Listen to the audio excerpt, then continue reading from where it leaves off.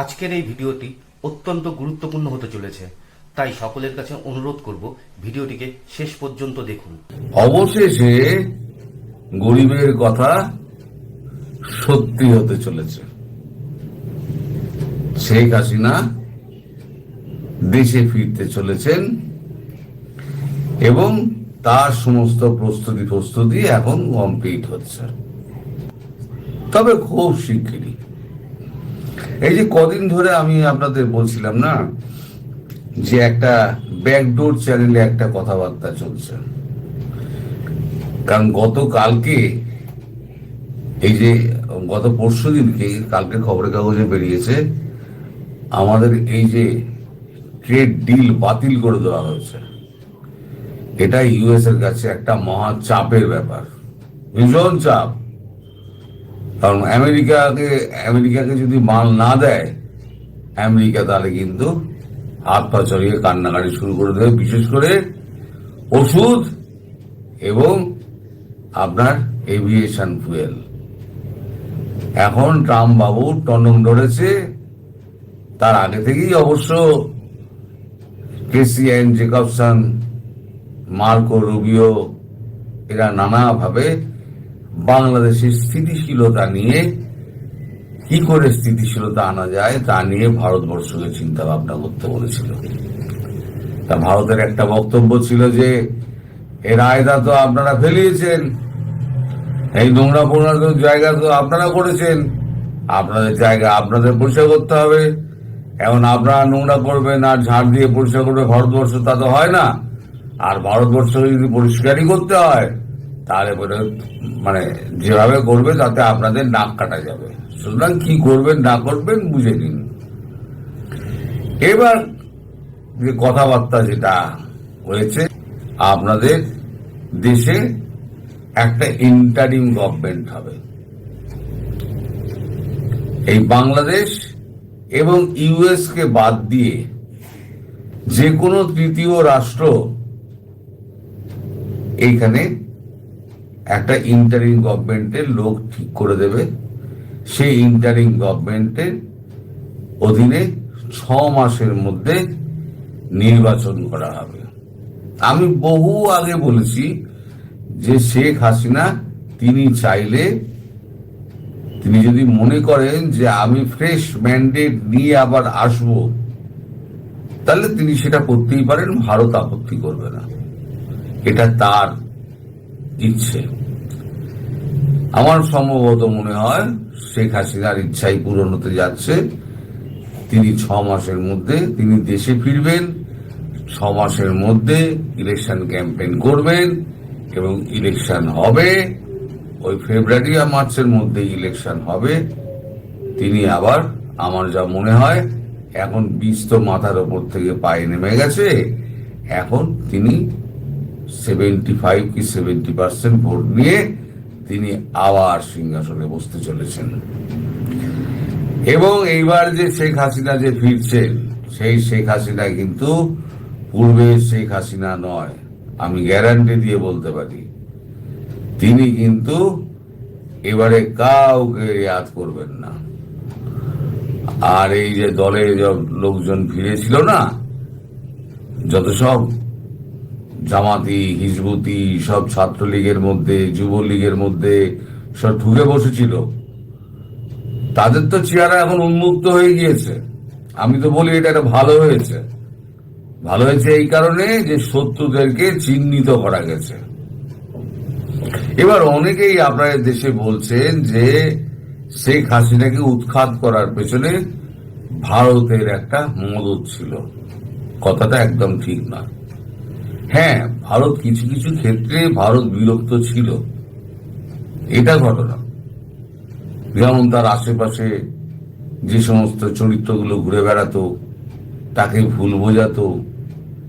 তিনি বলেছিলেন গণতান্ত্রিক পদ্ধতিতে আপনি মাঠ লেভেল থেকে লোক তুলে নিয়ে এসে আপনি রাজ্য শাসন করুন, দেশ শাসন করুন, তাহলে আপনার দেশের প্রকৃত মানে যারা দরিদ্র তাদের কাছে অব্দি সেবাটা পৌঁছবে, যেটা আমাদের দেশে আমরা করে থাকি। তা তিনি শোনেননি, সেটা তার ব্যাপার। তিনি তার পারিষদ নিয়ে তিনি রাজ্যপাট চালিয়েছেন, আর সমস্তটাই হচ্ছে ওই সচিব ভিত্তিক তার রাজ্যপাট চালানো।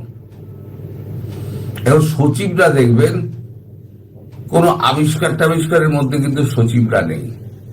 পৃথিবীতে যত আবিষ্কার রয়েছে, কোন সেক্রেটারি, কোন ডিরেক্টর এরকম লেভেলের লোক করেছে? কাউকে দেখবেন না। তাদের মস্তিষ্ক আলাদা। আর সেক্রেটারি, এই ডিরেক্টর, যে লেভেলের সচিব পর্যায়ে লোক থাকে না, এরা শুধু এক্সিকিউশন করে, যা বলে দিল সেটা এক্সিকিউট করে দিল, এর বাইরে তাদের আর কোনো রোল নেই। ফলে যে আপনাদের দেশে যে ঘটনাটা ঘটছে, যে ভারতের একটা হাত ছিল, ভারতের এরকম মতো কোনো হাত ছিল না। ভারত যদি চাইতো অনেক কিছুই করতে পারত, কিন্তু ভারত ওদিকে ফিরেই তাকায়নি। এই যে আপনারা বলেন না পদে পদে এই রয়ের লোক, ওই রয়ের লোক, রয়ের লোক যদি এত অ্যাক্টিভ থাকতো তাহলে 2024 হতো না। সম্পূর্ণ ব্যর্থ, আমরা স্বীকার করছি। সম্পূর্ণ বাংলাদেশের এই ঘটনার ব্যাপারে ব্যর্থ। তার জন্য আমাদের এখানে রয়ের প্রচুর লোক মাথা থেকে একেবারে পা অব্দি সমস্ত চেঞ্জ হয়ে গেছে। কি করে এই ঘটনা ঘটলো? এই ব্যর্থতা ঢাকবে কি করে? ফলে যে আপনাদের সব কন্ট্রোল করেন না, এই পাকিস্তানি আর বাংলাদেশি কিছু আছে, সবকিছুতে রয়ের লোক দেখেন। কেউ কিছু উল্টো কথা বললো তো রয়ের লোক বলে দাগিয়ে দিল, তো সেটা ঠিক না। এর মধ্যে ছিল না। বাংলাদেশ যেটা হয়েছে, বাংলাদেশের স্বতঃস্ফূর্ত একটা আন্দোলন হয়েছে, এবং সেই আন্দোলনে যারা সাধারণ মানুষকে ভুল বুঝিয়ে নামানো হয়েছিল তারা এখন ভুল বুঝতে পেরেছেন, কিন্তু তারা প্রকাশ্যে অথবা লজ্জায় তারা স্বীকার করছেন না। আর এই রাতারাতি যারা এই আলবদর আর অমুক তমুক যারা মাথায় ফেটটি বেঁধে সব রাস্তায় নেমে গেছিল, তারা দেখছি সব আস্তে আস্তে পাল্টি খাচ্ছে। বুঝতে পারছে সময় খারাপ এসে গেছে, তাই এখন পাল্টি খাচ্ছে। সে আপনি শিল্পী থেকে সাংবাদিক বলুন পর্যন্ত বলুন, সব এখন অনেকেই দেখবেন সে লাল ফেসবুকে রং করেছিল, আমি শুনেছি, সে সমস্ত এখন পাল্টে গিয়েছে। এখন তারা এখন প্রো হাসিনা হতে চাইছেন। তা কেন হতে চাইছেন? তার মানে কিছু একটা ঘটছে। এই যে আপনাদের দেশে হঠাৎ গেল ইউনূস গেল, আমি তো 1.5 মাস আগে থেকে বলছি ইউনূস ব্যাগ গোছা। আমারই বাংলাদেশে এক বন্ধু আমার থাম্বনেল করে দেয়। এখন তো বলার সময় নয়, বলতে পারবো না। বলার সময় আসুক, তাকে আমি সামনেও নিয়ে আসবো, আপনার সঙ্গে কথাও বলিয়ে দেবো, কিন্তু সে পেছন দিক দিয়ে এখন সাহায্য করে, সামনে আসে না।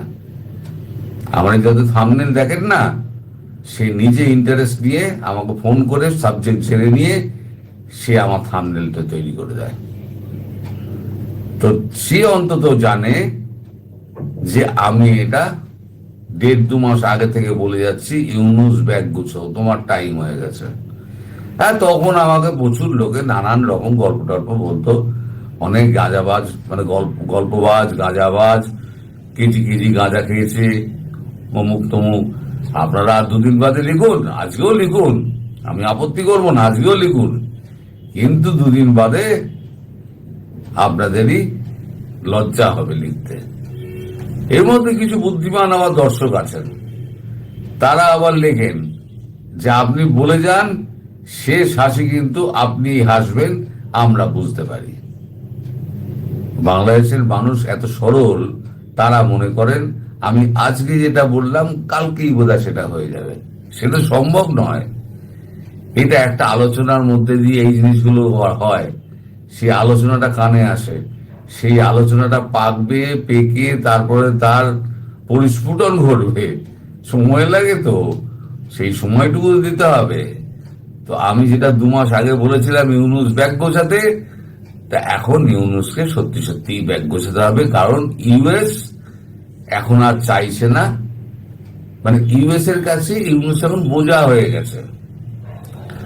তার তো যা নেওয়ার সে তো এখন জান্তা সরকারের সঙ্গে, মায়ানমারের সরকারের সঙ্গে বুঝে নিয়েছে, তার তো আর করিডোর লাগছে না। আর এদিকে শিব করতে তো মাদর করে ফেলেছে তার সরকারকে দিয়ে, সমস্ত সন্ত্রাসবাদীদের ছেড়ে দিয়ে দেশটার 12টা বাজিয়ে দিয়েছে। মুখ পুড়েছে কার? মুখ ইউনুসের যেমন পুড়েছে, তার থেকে বেশি পুড়েছে হচ্ছে আমেরিকার, ডিপ স্টেটের। এবার ডিপ স্টেট যদি ওখানে যায়, ডিপ স্টেটও লাথি মারবে।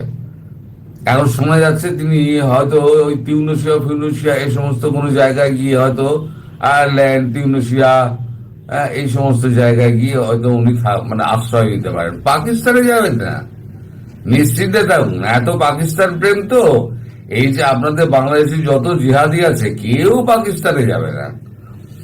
এখন বঙ্গোপসাগরে ঝাঁপ দেওয়া ছাড়া তাদের আর কোনো উপায় নেই, কারণ শেখ হাসিনা বলে দিয়েছেন এবারে আমি কাউকে ছাড়বো না, কাউকে ছাড়বো না, এবং না ছাড়াই উচিত। এই যারা এই চক্রান্তের সঙ্গে জড়িত তাদেরকে ব্যবস্থা করা। আর একটা কথা, সেটা হচ্ছে এটা হবে কি করে? এটা হবে এই করে যে আপনাদের যে সেনাপ্রধান, সেই সেনাপ্রধানকে ইউনাইটেড স্টেটস অফ আমেরিকা তাদের প্রতিনিধি মাধ্যম একটা বার্তা পাঠিয়ে দিয়েছে, সব ঠিকঠাক করো, সব ঠিকঠাক করো, শেখ হাসিনা ফিরছেন। ঠিকঠাক যদি না হয় তাহলে কপালে কিন্তু ওয়াকারের দুঃখ আছে। এমনি ওয়াকারের কপালে খুব দুঃখ আছে, জানি না শেখ হাসিনা হাতে পড়লে কি হবে, কিন্তু আমেরিকার কথা না শুনলে ওয়াকারের উপায় নেই। তাই আজকে আমি খবর পেয়েছি সকাল সকাল নাকি দরবার ডাকা হয়েছে।